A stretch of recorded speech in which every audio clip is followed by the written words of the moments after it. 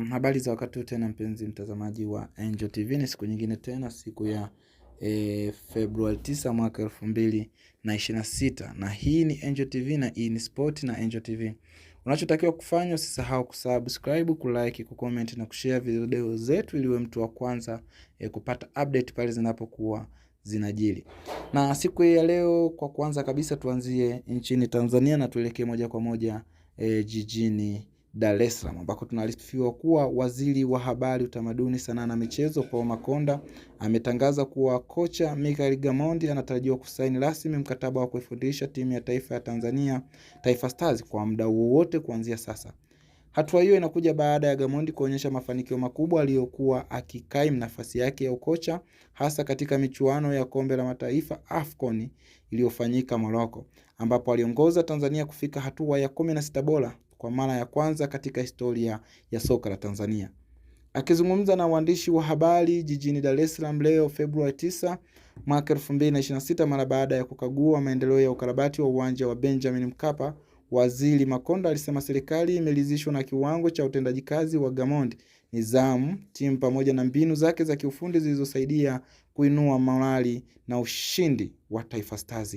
Alisisitiza kuwa mafanikio hayo yameifanya serikali kuona umuhimu wa kumpa mkataba wa kudumu ili kuendeleza maendeleo ya timu hiyo kuelekea malengo makubwa zaidi ya kisoka. Jibu wa waziri huyo, ajira rasmi ya Gamondi ni sehemu ya mkakati mpana wa serikali kuimarisha soka la Tanzania kuelekea AFCON 2027, mashindano ambayo Tanzania itakuwa mwenyeji pamoja na nchi jirani. Serikali inaamini kuwa udhibiti wa benchi la ufundi ni moja ya nguzo muhimu za kujenga timu yenye ushindani wa hali ya juu barani Afrika.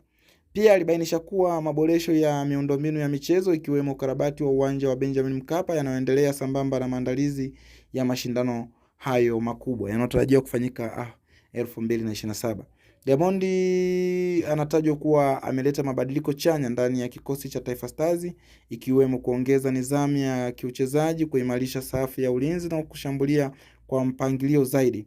Mafanikio ya kufika hatua ya 16 bora yanaongeza matumaini kwa mashabiki na wadau wa soka nchini, ambapo sasa wanatarajia kuona maendeleo zaidi endapo kocha huyo atasaini rasmi mkataba wake. Kwa ujumla, uamuzi wa serikali kumwajiri Gamondi unaonekana kuwa ishara ya dhamira ya dhati kuinua kiwango cha soka la Tanzania kimataifa, huku matarajio makubwa yakiwa ni kufanya vizuri katika AFCON 2027 na hata sasa kuwa mabingwa wa michuano hiyo. Hii ni Angel Sport na mimi ni Michael Makasege. Unachotakiwa kukifanya, usisahau kusubscribe, kulike, kucomment na kushare video zetu ili uwe mtu wa kwanza kabisa kupata update pale zinapokuwa zinajiri.